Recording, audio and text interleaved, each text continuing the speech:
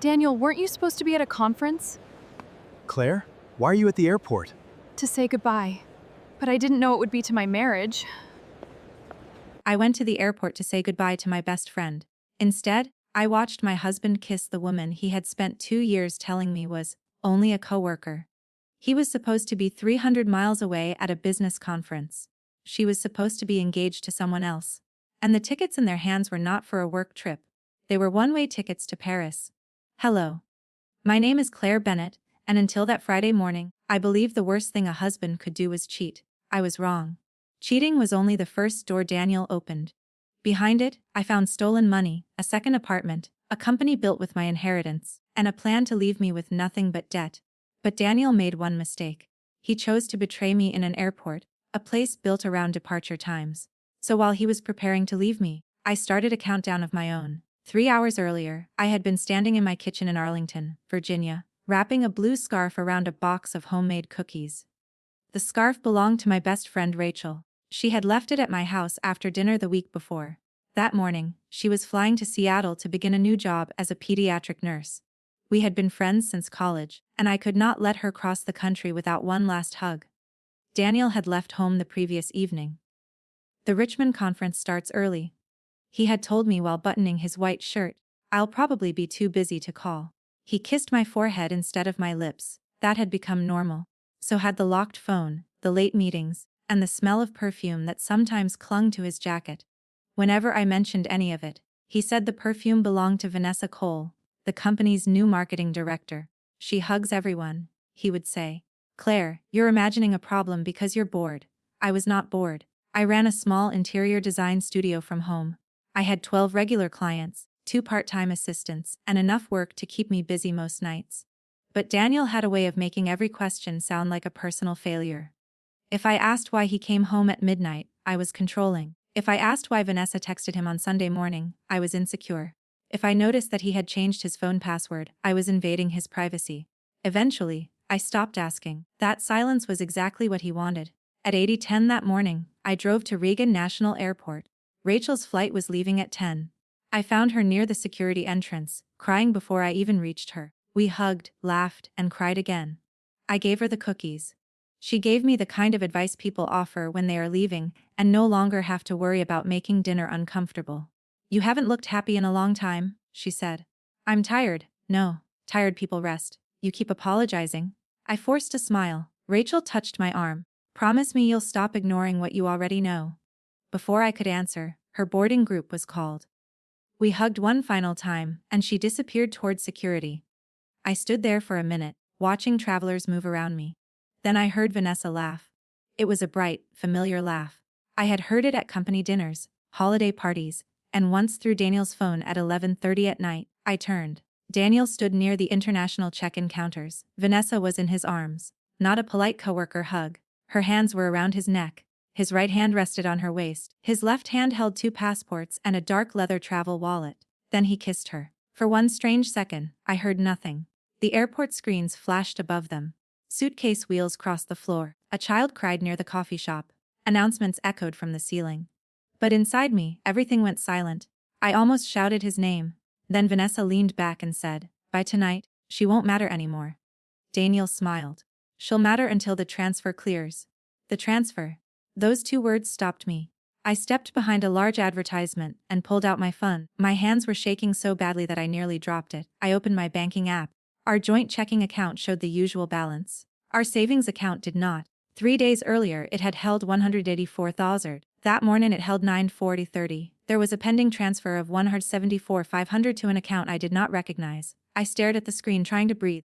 Most of that money came from the sale of my grandmother's house. She had raised me after my parents died, and when she passed away, she left the property to me. Daniel had encouraged me to place the proceeds in our joint savings account. "We're married," he had said. "There should be no yours and mine." Apparently, he had meant there should only be his. I looked around the advertisement. Daniel and Vanessa were walking toward the Air France counter. She carried a designer handbag I recognized immediately. I had bought it, not for her. Daniel had ordered it on our credit card before Christmas and told me it was my gift. On Christmas morning, he gave me a robe instead and claimed the handbag order had been cancelled. Vanessa was carrying my missing Christmas present while leaving the country with my husband and my inheritance. I took pictures. First, the embrace. Then the kiss. Then the two of them holding passports. Then the baggage tags on their suitcases. I zoomed in until I could read the destination. Paris. One way. My first instinct was to run at them and demand an explanation. But an explanation would not stop the transfer. It would only warn Daniel that I knew. So I walked in the opposite direction, sat inside a crowded coffee shop, and called the one person Daniel believed I had stopped speaking to. My older sister, Evelyn. Daniel disliked Evelyn because she never fell for his charm. 2 years earlier, after he convinced me to invest part of my inheritance in his consulting company, Evelyn called him reckless. Daniel responded by telling me that my sister was jealous of our marriage. Slowly, I stopped inviting her to dinner. Then I stopped answering her calls. When she picked up that morning, she did not say hello. She said, "Claire, are you safe?" I started crying. Within 10 minutes, she had the name of the receiving bank, the transfer number, and screenshots of every transaction. Evelyn was not a banker. She was a forensic accountant who worked with divorce attorneys and federal investigators. Daniel had spent years pushing away the one person most qualified to uncover him. "That was not an accident. Do not confront him," she said. "Call the bank's fraud department now. Tell them the transfer is unauthorized and your identity may have been compromised." "But it's a joint account." "That does not mean he can forge your authorization or move inherited funds under false documents. Call them." I called. The bank representative froze the transfer for review. Then she asked whether I had recently authorized a new line of credit secured by my design business. I felt the blood drain from my face. No. There was silence on the line. "Mrs. Bennett, a business credit line for $400,000 was opened 6 weeks ago. The balance is $382,000. I could barely speak. "Who signed it?" "The application lists you and your husband." I had never seen the application. The representative locked online access, flagged the documents for fraud, and scheduled an emergency meeting at a nearby branch. When I hung up, Evelyn said, "Come to my office. Bring your laptop, business records, and every device Daniel has ever used." I looked toward the departure board. Daniel's flight left in 2 hours and 40 minutes. That was my new deadline. If I warned him too early, he could cancel the trip and destroy evidence. If I waited too long, he could land in France with access to accounts I did not yet know existed. I left the airport without letting him see me. On the drive to Evelyn's office, Daniel texted me. "Morning, beautiful, conference is boring, wish I was home." For the first time in our 12-year marriage, his lie did not confuse me. It focused me. I replied, "Miss you too. Good luck with the presentation." 3 dots appeared. Then he sent a heart. I saved the message. At Evelyn's office, we worked like two people searching a house for smoke. I opened our tax files. She reviewed company records. I searched old emails for loan notices, unfamiliar addresses, and account confirmations. Within 30 minutes, Evelyn found a company called Northstar Meridian LLC. It had been formed 18 months earlier. The registered address belonged to a luxury apartment building in Washington. Its managing member was Vanessa Cole. Its largest client was Daniel's consulting company. Every month, Daniel's company paid Northstar between $20,000 and $30,000 for marketing strategy. I knew Daniel's business. Vanessa already received a salary for marketing. Northstar was not a vendor. It was a tunnel. Money went into Daniel's company, passed through Vanessa's shell company, and disappeared. Then Evelyn found something worse. Daniel's consulting company did not legally belong only to him. 8 years earlier, when he needed money to save it from bankruptcy, I had invested $250,000 from my grandmother's estate. Our signed agreement gave me a 49% ownership stake. Daniel had always called it a temporary arrangement. "Paperwork for the bank," he said. But the agreement had never been cancelled. My ownership was still active. "He used company revenue to pay her shell company," Evelyn said. "If those services were fake, he diverted money from a business you own. So he didn't just steal from me as my husband. He stole from you as a partner." I checked the time. 96 minutes until departure. My phone rang. "Daniel." I let it ring twice before answering. "Hey," I said. His voice sounded casual, but I could hear an airport announcement behind him. "What are you doing?" "Working. At home." Evelyn looked at me and slowly shook her head. "I went out for coffee," I said. "Where?" The question came too quickly. "Why?" He laughed, but there was no warmth in it. "Just curious." Then Vanessa said something near him. He covered the phone, but not fast enough. I heard her say, "Ask if she went to the bank." My heart began pounding. Daniel returned to the call. Did you do anything with our accounts this morning? The bank must have contacted him about the frozen transfer. I looked at Evelyn. She wrote 3 words on a legal pad. No, I said. Should I have? He paused. The app sent me some security alert. Probably nothing. Do you want me to call? No, he snapped. Then he softened his voice. No, sweetheart. I'll handle it after the conference. Okay. Claire. Yes, you trust me, right? I looked at the photographs of him kissing Vanessa. Of course, I said. When the call ended, Evelyn took my phone and set it down carefully. He knows the transfer is frozen. Then we're out of time. She called her friend, attorney Maya Reynolds, and explained the situation. Maya asked rapid questions about the company, the forged credit application, and the overseas flight. Then she said, "We need an emergency court order.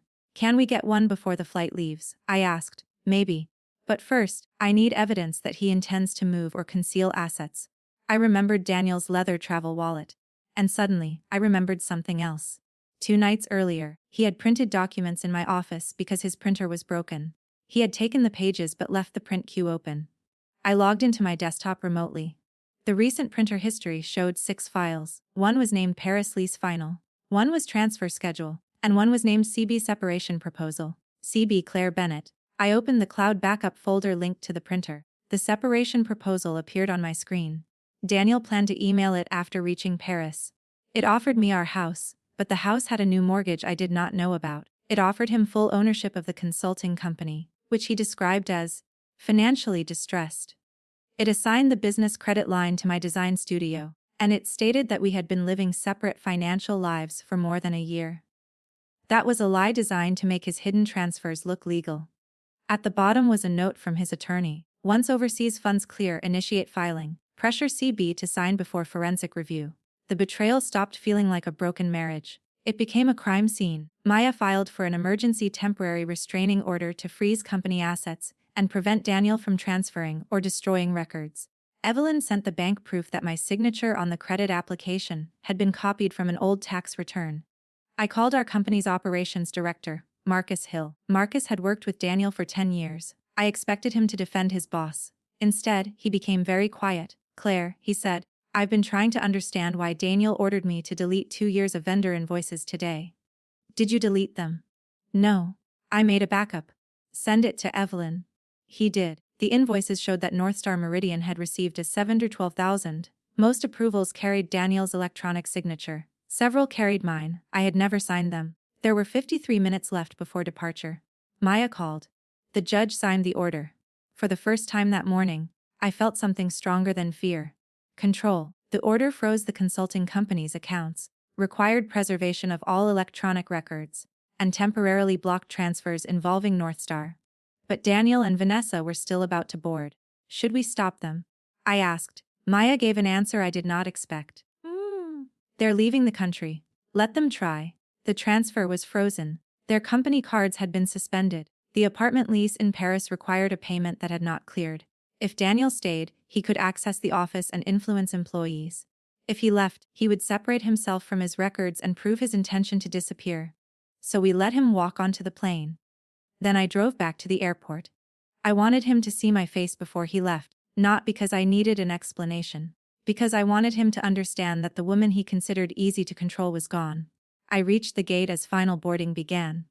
Daniel and Vanessa stood in line together. She had changed into a cream travel coat. He kept checking his phone. Then he saw me. His face did not turn pale all at once. First came confusion, then calculation, then fear.